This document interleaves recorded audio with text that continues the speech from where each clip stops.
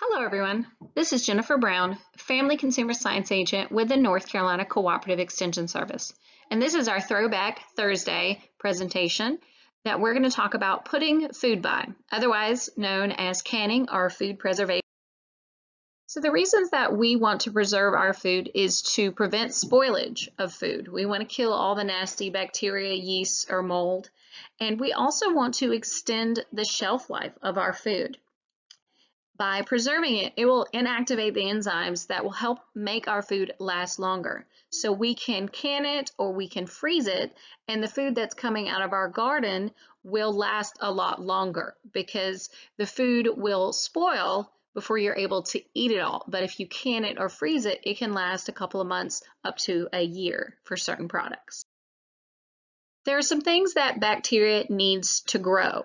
We use an acronym called FAT-TOM because it helps us remember it.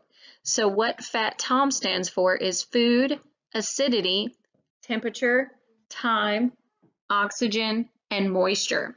These are the things that if the bacteria gets these 6 things, it's going to grow even faster and faster. So there are some things that can make your canned food products unsafe. The biggest one that we know about is Clostridium botulinum, otherwise known as botulism. What's happened is it's produced heat-resistant spores that are only destroyed by pressure processing. So if you're not canning certain foods in the proper way, you could be creating that perfect environment, that FAT-TOM environment to produce botulism. And unfortunately, botulism is a very deadly illness, and you can't see it or smell it or even taste it. But when you eat that product, 10 to 35% of the people who get botulism will die. So in order for those spores to grow, those heat-resistant spores, because heat won't kill it, it needs an oxygen-free environment, low acid food, temperature between 40 degrees and 120 degrees, and a relatively high moisture, which our canned good products is the perfect environment because it's sealed and so it's not getting oxygen in. Typically it could be with a low acid food, and it's shelf stable. So it's in our house, which is in that 40 to 100 degree temperature. So it's not in a freezer or refrigerator, and it's not being cooked yet. So it's just sitting there, and it's got some moisture. It's wet inside of it because of the food products. So it's a perfect so we want to give you the basis of canning so that you can do it safely and so that you know how to do it. Basically, canning is simply the food is placed in a jar. That jar is heated to a temperature that's going to destroy those microorganisms.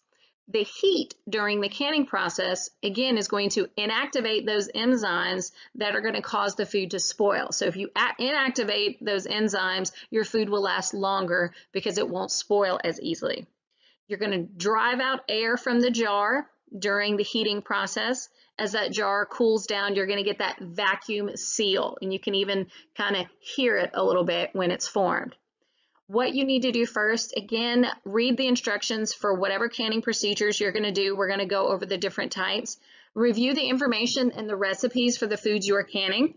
We're going to tell you where to get your food safe recipes, as well as just check to make sure all of you have your supplies and that they're all, clean, they're not decayed, they're not rusted, they're not chipped, they're not cracked, as well as if you have a dial gauge pressure canner, we recommend that you get that tested every year, and your local cooperative extension office and person in Granville counties can do that for you. If you have a dial gauge pressure canner, all you need to do is bring the lid into the office and we can test that for you. And then you're going to go get your fresh produce. One of the things I will always tell people is the final product that you're going to get out of the canning is only as good as the product that you put in there. So if you have some kind of old wilted green beans and you think canning them is going to save them, no, you're going to get old wilted green beans when you open the can that you've made several months ago. We also want to highly stress to you the importance of using only tested recipes and correct canning methods. And again, that's what we're going to go over in this presentation. There are 2 methods of canning. You have boiling water or some people call it hot water bath. Those are for the high acid foods. And then you have the pressure canning, which are for the low acid foods. Because remember, the low acid foods are kind of that perfect storm there that can cause bacteria or botulism to grow. So looking at our high acid foods and the boiling water bath. This is typically for those products that are have a pH less than 4.6. Typically all of our fruits except for your figs, your tomatoes, and your melons. This is also what you're going to use to ferment pickles and your acidified foods such as acidified tomatoes. Your low acid foods, which I think these are the ones that I know most people can, you're going to have to use a pressure canner. It can be a dial gauge or a weighted gauge. We'll go into what those are later. But these are for your foods that have a pH higher than 4.6. So all of your vegetables except your rhubarb, your meat, your poultry, your seafood, and your soup. And any foods that you're going to mix low and high acid foods together, you always count it as a low acid food. So we have some people that want to make, some kind of a tomato sauce, which could be a high acid food, but when you start putting meat and other things in it, then you need to treat it as a low acid food, and it has to be done through a pressure canner in order for it to get up to the proper temperature to keep. So let's get more into pressure canning, because this is the one that people I think are most scared of and have the most questions about. So I mentioned using a pressure canner. It's for low acid foods. In my pictures here, you see a close-up of a dial gauge. So we're going to test your dial gauge to make sure that it is at the proper poundage, and I have to test it in my office comparing it to my master gauge. So you can bring, again, just the canner lid to the office with the dial gauge. We test Presto canner lids is the brand that we test. And then on the far right picture of this slide, you have a weighted gauge. Again, typically the weights are in 5, 10, 15 increments because that's the pounds of pressure you're going to can with. So basically your pressure canner is a big heavy pot. The lid can be sealed. It's fitted with a vent and a pressure dial or a weighted gauge. Again, to the right is another picture of a different type of weighted gauge. The foods in this pressure canner are going to be processed at 240 degrees. Relatively 10 to 11 pounds of pressure is most of the recipes is what it's going to call for. This is the only safe way to process low acid foods.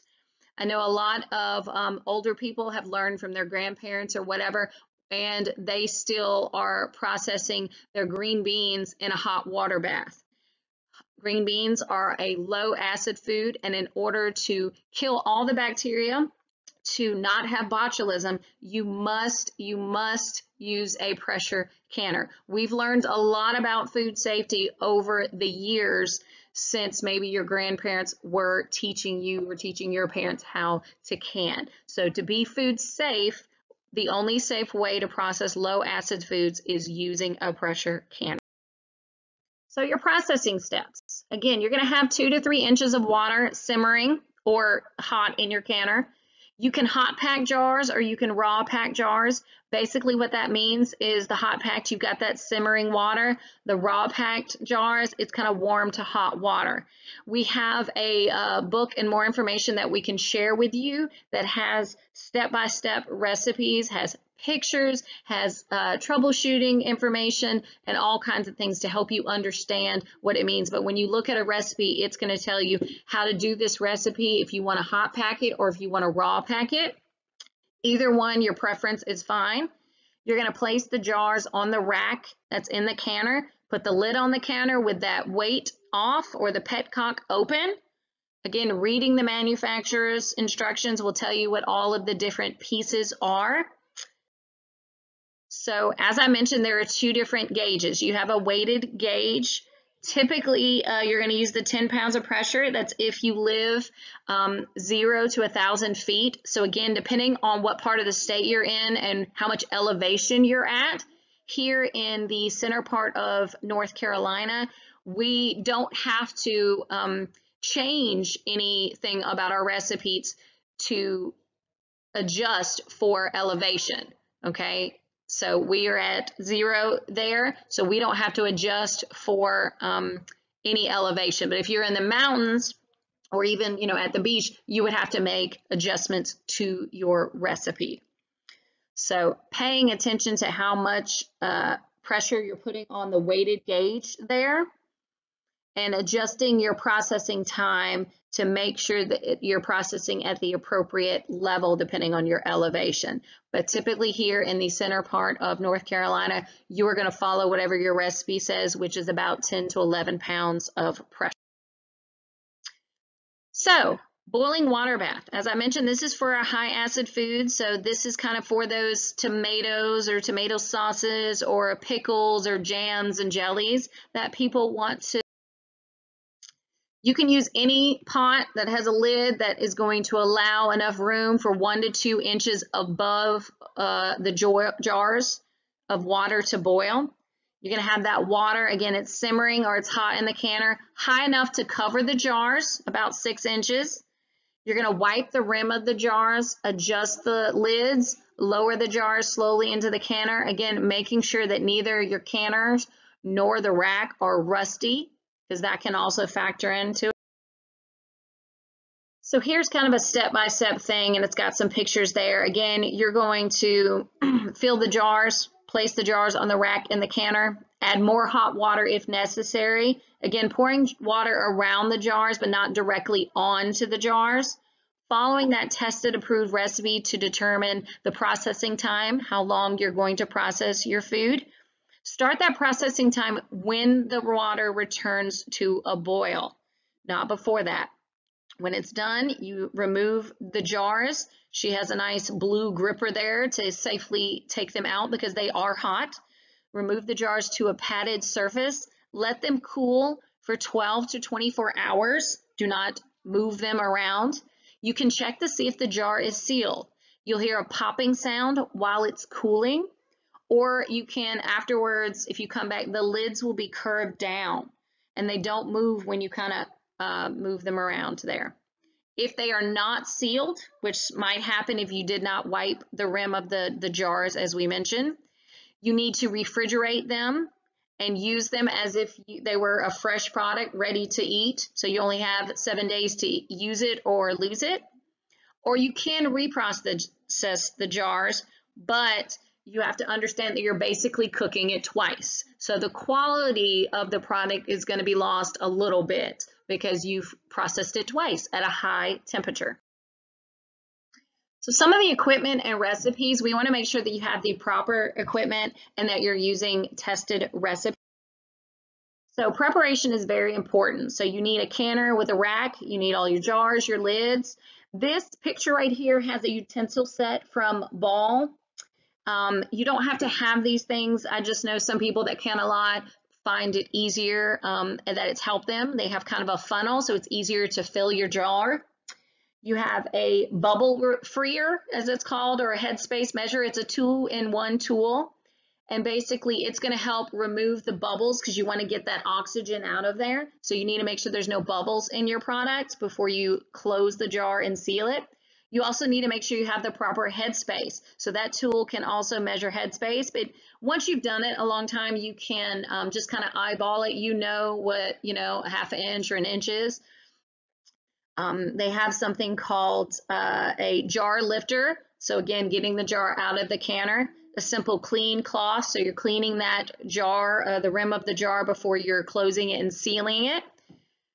And other things, again, you're going to need a cutting board to process whatever you're doing, a timer, making sure that you're watching appropriate timer, as well as hot pads, so that when you do take the jars out of the canner, you have somewhere to put them.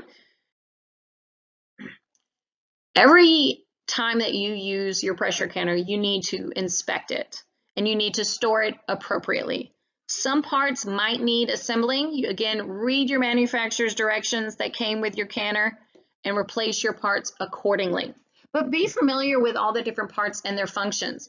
It'll tell you that you need to replace your gasket every couple of years. But if you don't can that often, as long as it's in good condition and you're storing it properly, then that's fine. You need to lightly coat that exposed gasket and the lugs on the counter bottom with cooking oil, just to kind of, again, keep it loose, keep it smooth. Before each use, make sure that your vent pipes are clear and open. When you're storing it, thoroughly dry that canner, the lid, and the gasket. Clean the opening with a pipe cleaner. Place a dry paper towel in the bottom of the canner. You're going to take the canner lid and turn it upside down and place it into the canner. So that way the dial gauge is kind of hanging down into it, but it won't get knocked around or hit or break. So hopefully it won't damage itself, so you won't have to replace the dial gauge. But again, there are some parts that you will have to replace. Most of it is kind of a one-shot expense. The big expense of it is the actual canner, but you will have to replace a dial gauge when you bring it to the extension office. If it is out of calibration enough, we will tell you when it's inaccurate. Your gasket sealing ring, again, it says about every 2 years, along with the rubber overpressure plug. These are really based upon, that's a manufacturer setting, that's how long they guarantee it for. But if it's in good condition, if you're not canning that often, if you keep it clean, if you take good care of it, it can last you for several years. And again, if you have things that are clogged or locked or lost, just paying attention to all your parts and checking it ahead of time, so you don't get it out to get ready to can and then something's broken. You've got to wait for something to be delivered, or you can't can. Your canning jars and your canning lids, I've got a picture of different levels of them. So you'll hear some people will can in a quart-sized jar or a pint or even a half pint. The main thing with your jars is you want to check them. You can reuse the jars. You need to check the jars for nicks, cracks, and any rough edges, especially around that seal there. You want to wash the jars in soapy water, rinse them well, and keep them hot. If food is processed for less than 10 minutes, such as those jellies and those pickles, the jars need to be sterilized. You don't want to use single-use jars. Please do not reuse your mayonnaise jars or your peanut butter jars or any kind of jars that you have bought from the store in something else, and now you're going to use it as a canning product. Please do not do that. The jars, stand them in hot water at least 1 inch above the jars, boil for 10 minutes, and leave in water until needed. That's how you keep them hot. That's how you keep it clean. And then when you're ready to use it, you've got it. The lids, there are 2-piece lids. The flat lid cannot be reused. So the metal lid that actually touches the top of the seal there of the jar, those cannot be reused, but you can buy a box of them with tons of them in there.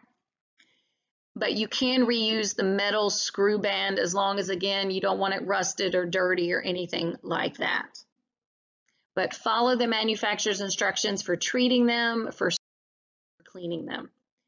So, where do you get your approved recipes? This is probably one of the biggest things besides canning in a hot water bath or a boiling water canner when you're supposed to be doing pressure canning. The biggest thing is people using unapproved, unsafe, untested recipes. So we have a Ball Blue Book. I've got the picture up here. I believe it's edition 36. This is the one that we recommend. They have updated it since and have newer editions, but this is the last one that our National Food Safety Specialists have been allowed to test the recipes, so they know that these recipes have been approved.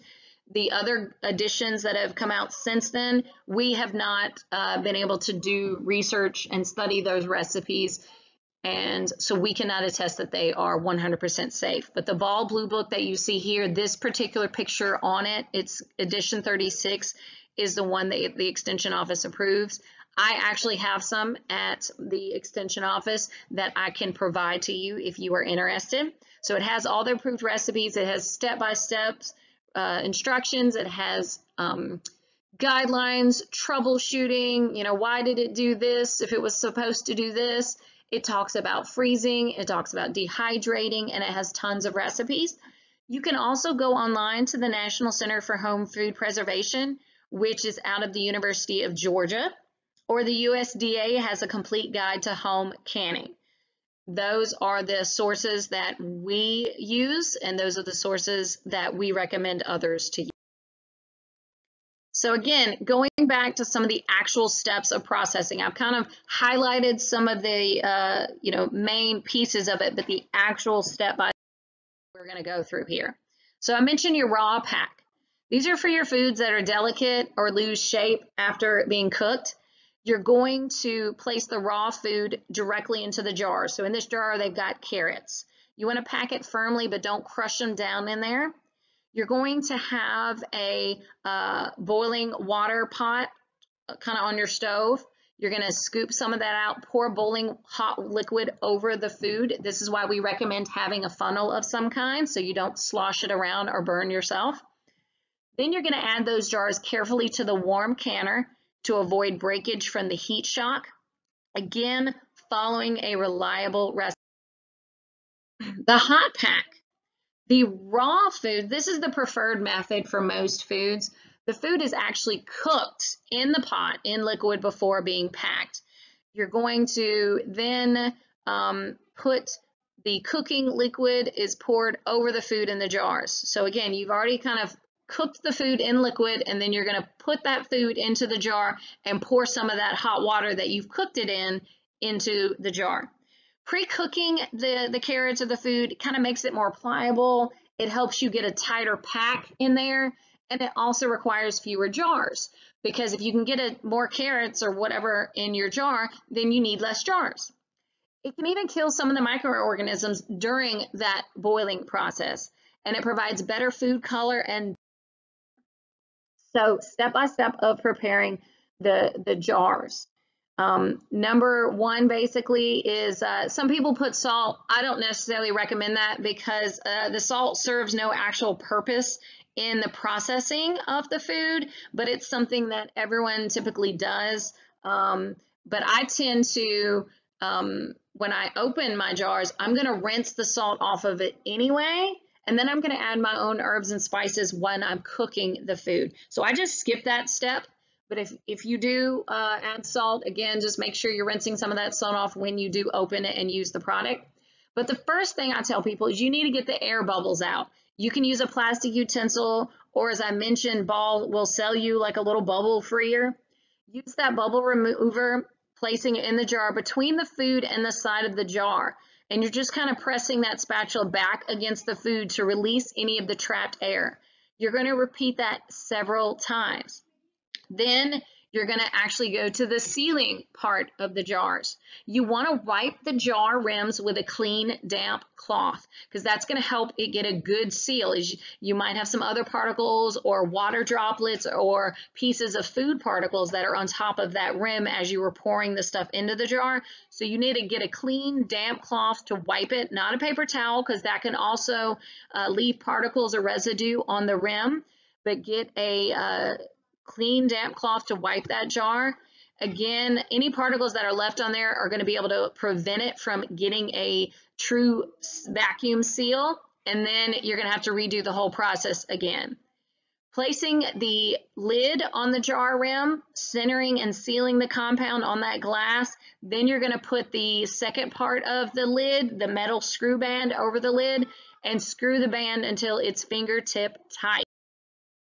One of the things that you're going to do before you seal your jar or put the lid on is measure that headspace. So again, depending on what type of food you are putting in there, that's going to determine the space in the jar that you need to leave. So if you have a low acid food, vegetable or meat, you need a 1-inch headspace. If it's a high acid food, fruit, tomato, pickles, and relish, you're going to have a 1/2 inch headspace. And if it's juices, jams, and jellies, that's going to be a 1/4 inch of headspace. So again, just kind of measuring it. There are different tools that you can use. You can kind of use your finger or kind of eyeball it. I've got a picture here about where 1 inch or a 1/2 inch or even a 1/4 is. This is very important, because if you give too little of a headspace, food could bubble out during the processing. It could deposit on that rim, and it could prevent proper sealing. If you have too big of a headspace, you can have food at top that's likely to discolor, and your jar may not seal properly because the processing time is not enough to get the air fully out of the jar. Another way that you can preserve your food is by freezing it. So we're going to give you some information about how to freeze your food. One of the things that you need to do is you need to blanch the food. Scalding your vegetables is a must. This is going to stop the enzyme actions which cause loss of flavor, cause loss of color, and loss of texture. So again, you can do it through water blanching it, steam blanching it, or microwave blanching it. Then you're going to submerge it in cold water to stop that cooking process. So again, you're going to kind of, boil it basically, and then you're going to shove it in some cold water so it stops that cooking process. You want to drain it after it has cooled for storage because that extra moisture could help cause a loss of quality. No matter what, if you're labeling something or putting something in your freezer or in your pantry, you have to label it. So you need to label it with the date, the name of the product, and the form of the food. Is this halves? Is this wholes? Is this fourths? What is it? As well as the number of serving. Seal the lid on the container, making sure all of the air is out, making sure all of the edges are sealed tightly before freezing it.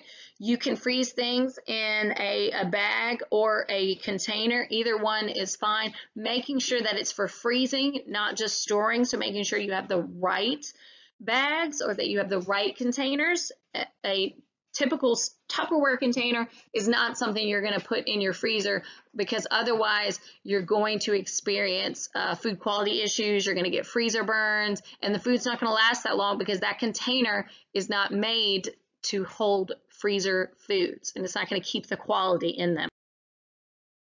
Some food safety things we want to remind people is the point of freezing things is going to inactivate the microbes that are in the food. It basically is stopping the process of bacterial growth. Now, it's not killing the bacteria, it's just stopping it from growing anymore, from multiplying.